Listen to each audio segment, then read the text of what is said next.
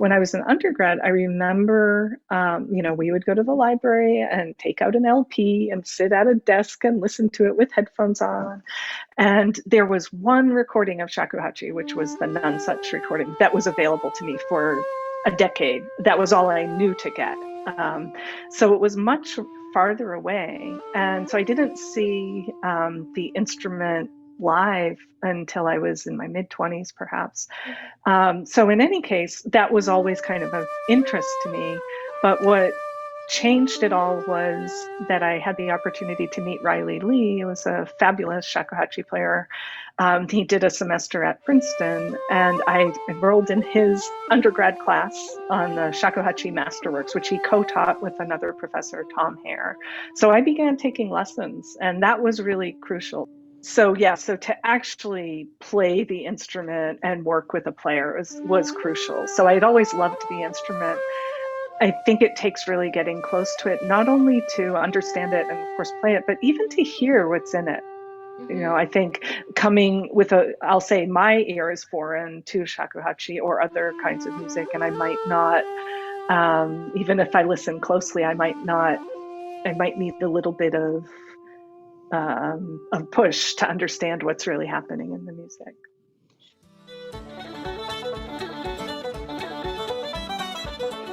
With Celtic music, it's a little bit different. I always liked, some would say Irish music when they're talking about strictly Irish music. Some don't like the term Celtic, but I always appreciated that music and didn't play it though. My heritage is Irish, but I wasn't really exposed to that music in person. And you asked about the Cape Breton experience, and that's really how that happened. So, and it's a funny story that's longer than you want to hear right now. But basically, I was completing an opera that was based on a Celtic story, but didn't have any Celtic music in it. To recover from the experience of the opera, I decided to take a road trip, and so I went to Cape Breton, Nova Scotia, knowing but not thinking about the musical culture there. I was going to kind of sit by the ocean and reflect and recover. You can't go to Cape Breton and not get involved in music. so that happened. And I was really taken with the culture there, and have taken a couple of different paths there. And I might say, in terms of the different kinds of traditions, I refer to the Cape Breton tradition because it is different from, say, what people call Irish music, other places. So it has a lot of Scottish influence, particularly, and there are other aspects of it. So I even started to play a little bit of Irish flute, and something I sort of knew about, but not that much, is that all over the world, pretty much, I mean, many places, there are Irish sessions where people go and play kind of, to some extent, a common repertoire of tunes. And, there were some of these happening a mile down the road from me, and I didn't know that yet. So once I started exploring that more, I kind of got into that culture. So when I'm in the US, I play at Irish sessions. At least before the pandemic, I did. So I'm an amateur in that world, but I'm appreciating it very much.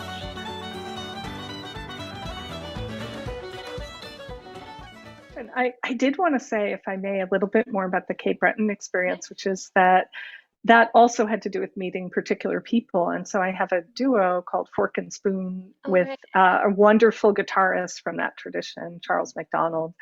And so that's another case where he plays a different instrument, but playing with him a lot is what led me to work in that musical style. Although I wouldn't call the music I do with him in that tradition. It's influenced by it, let's say.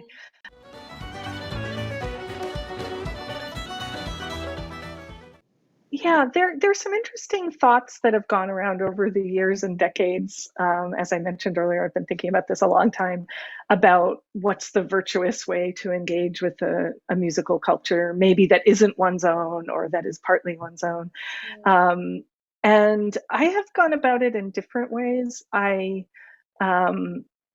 I think that learning to play the music in question is really important. And so something that I'm not really inclined to do at this point, although I have in the past, is to, I wouldn't think of, let's say, think of an Irish tune that would be played on fiddle or whistle. I would not tend to think of that as the notes.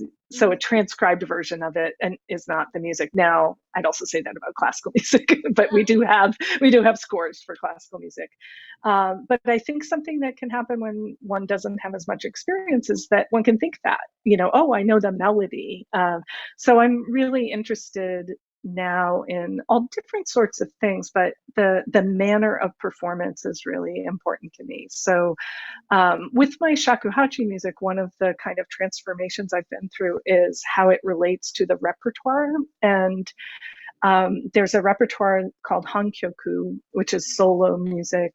It's really the only shakuhachi music I engage in, except for newer pieces that people like me compose.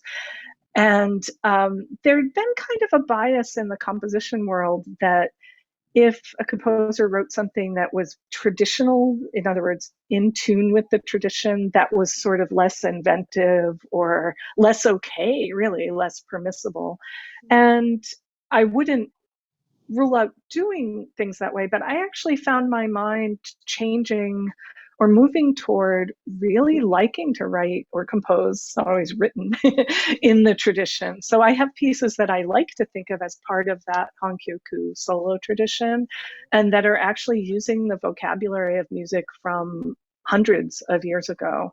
So that's been an interesting surprise. I always like it when in my creative work I end up doing something I didn't think I'd ever do or couldn't have imagined.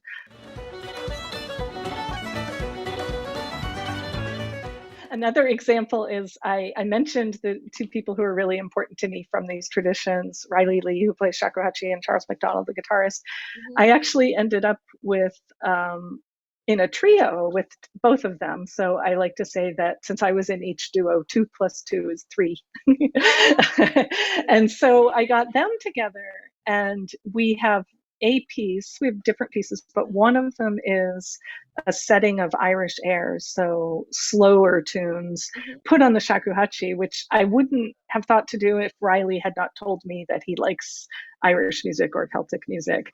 So we ended up with the Celtic style guitarist and the Japanese flute and then my clarinet. It's quite an interesting trio. And since they both Riley does read music, but his tradition is basically oral. Charles doesn't read music at all. So the rehearsals are amazing that I sort of am translating from Japanese, some terms that I know, to Cape Breton beat patterns and so on. It's been delightful.